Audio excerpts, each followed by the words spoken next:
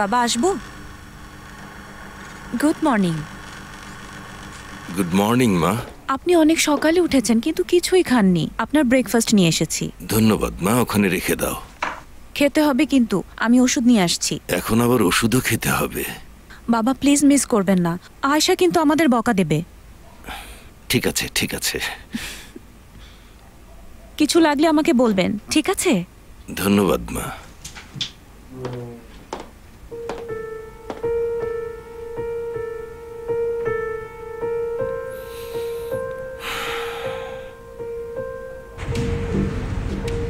Hello, আমার কথাটা একটু শোনো। এইমাত্র আমার কাছে মুস্তফা এসেছিল। ও কিছু একটা শুনেছে। ও শুনেছে ওকে নিয়ে কেউ ষড়যন্ত্র করছে। আমার কোনো ইন্টারেস্ট নেই। কেউ একজন হয়তো আছে। কোনোভাবেই হাল না ছাড়ে কাজ চালিয়ে যাক। ও জানতে পারলে কিন্তু আমরা একেবারে শেষ হয়ে যাব। আমাদেরকে কি করতে বলছো? ওকে, আমি তোমাকে জানাবো। বাই।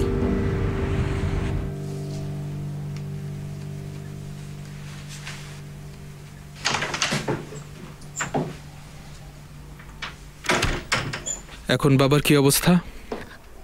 উনি অনেক ভালো মুডে আছেন।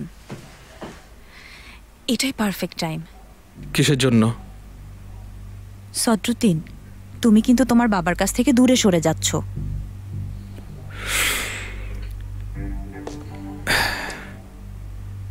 কি করব সঙ্গুল, তুমিই বলো। বোকার মতো কথা বলো না। তুমি কি ওনাকে দেখেছো? সব সময় মুস্তফা মুস্তফা। উনি ওকে ওনার কাছে কাছে রাখছেন। তুমি কি তোমার পজিশন ফিরে পাবে? এসবে আমার কিছু যায় আসে না। তাতে কোনো লাভ হবে না। যাও গিয়ে ক্ষমা চাও। তুমি ওনাকে গিয়ে বলো, আই এম সরি, আমার ভুল হয়েছে বাবা। আর একটু পোলাইট হও। এগুলো বললে উনি আমাকে ক্ষমা করবেন? তোমার বাবা অনেক ভালো মানুষ সদরুদ্দিন। কোনো একদিন যদি আমরা তাকে একটা নাতি নাতনি দিতে পারি, তাহলে উনি তোমাকে আপন করে নেবে। আমি এখন ওনাকে গিয়ে কি বলবো সঙ্গুল? উনি তো আমাকে ঢুকতেই দেবে না। আমি জানি তোমার কি বলা উচিত।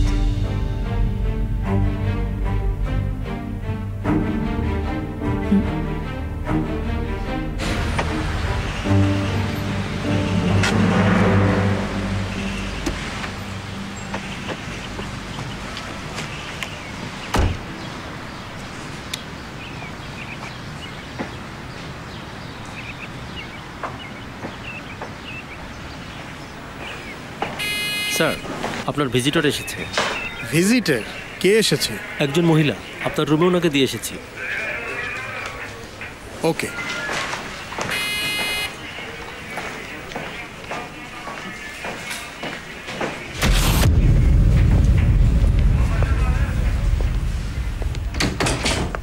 হ্যাঁ বলুন ম্যাডাম। সরি, আপনাকে না জানিয়ে চলে এসেছি। অসুবিধা নেই, ভালো করেছেন, বসুন। আমার নাম আয়েশা, আমি মুস্তফা কারাইলের বন্ধু। মুস্তফা? আচ্ছা আচ্ছা, শুধু ফ্রেন্ড নাকি অন্য কিছু? Sorry, never mind. কেন এসেছেন বলুন। আমি এখানে কথা বলতে এসেছি ঘুষের কেসটা নিয়ে।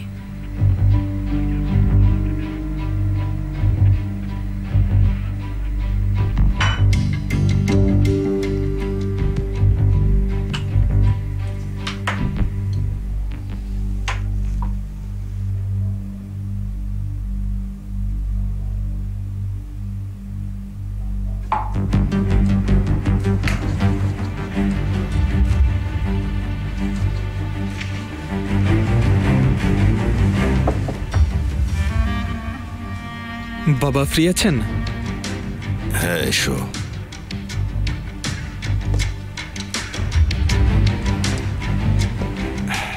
বাবা আপনার সাথে একটু কথা ছিল। আচ্ছা বসো।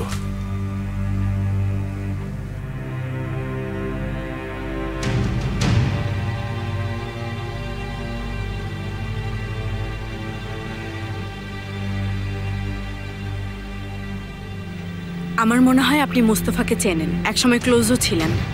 ঘটনা ঘটার আগে আমরা ক্লোজ ছিলাম, এখন আর যোগাযোগ হয় না। এই কেসের ব্যাপারে আপনার কি মনে হয়? জানি না, এভিডেন্স খুব শক্তিশালী, বাড়িতে টাকাও পেয়েছি। আপনি মনে করছেন ও এটা করতে পারে? আমি যে মুস্তফাকে চিনি সে এই ধরনের কাজ করতে পারে না, কিন্তু জানেন তো মানুষ পরিবর্তনশীল।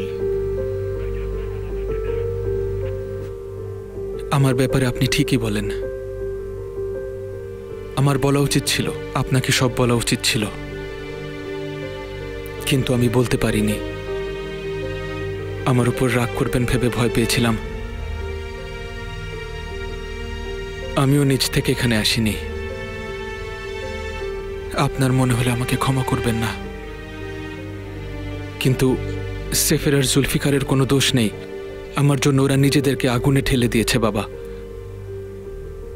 আমি ওদের বাধ্য করেছিলাম, আমি ওদের ভয় দেখিয়েছিলাম।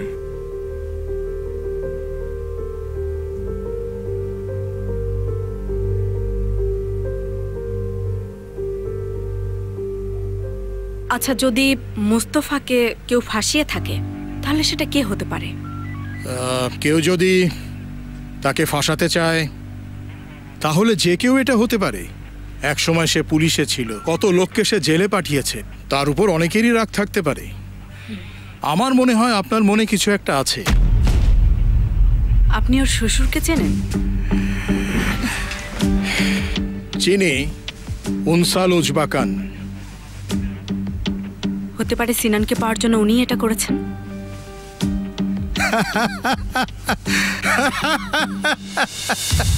উনসাল অনেক বড় মাপের মানুষ, মিডিয়ার এত বড় বস, ওনার অনেক সুনাম আছে। উনি কেন এই কাজটা করতে যাবেন আমি বুঝতে পারছি না। আচ্ছা, আপনার মনে এমন ধারণা কে ঢুকিয়েছে? তার মানে আপনি বলছেন উনি এটা করেনি? না, আপনাকে কি মুস্তফা পাঠিয়েছে? না, ও পাঠায়নি। ও আসলে জানেও না আমি এখানে এসেছি। আপনি ওকে না বললে আমি খুশি হব। আমাদের ছেলেরা পারেও বটে, ও আপনাকে একেবারে বশ করে ফেলেছে। সেরকম কিছুই না। এখন আপনাকে একটা জরুরি কথা বলছি, মন দিয়ে শুনুন। নিজের খেয়াল রাখুন। মুস্তফা আজকাল গডফাদারদের সাথে মেলামেশা শুরু করেছে। কিরকম? ওসব আপনি এখন ভুলে যান, আপনি বরং একটু সাবধানে থাকবেন। এসব চিন্তা মাথা থেকে একেবারে ঝেড়ে ফেলুন, ঠিক আছে? কিছু মনে না করলে আমার একটা মিটিং আছে। অফকোর্স। আমাকে সময় দেওয়ার জন্য থ্যাঙ্কস। ওয়েলকাম।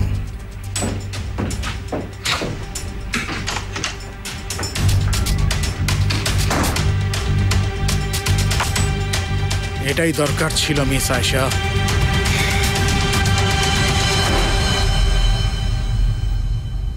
আপনি যেভাবে ইচ্ছা আমাকে শাস্তি দিতে পারেন বাবা। আপনি যদি চান আমি এই বাড়ি ছেড়ে চলে যেতে পারি, কিন্তু সেফের জুলফিকারের আপনি ছাড়া কেউ নেই। ওদের ক্ষমা করে দিন। আর কিছু?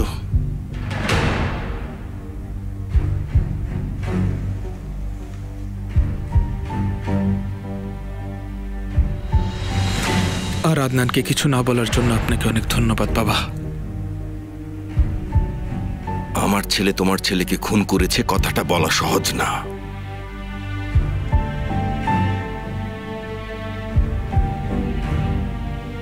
ঠিক বলেছেন বাবা।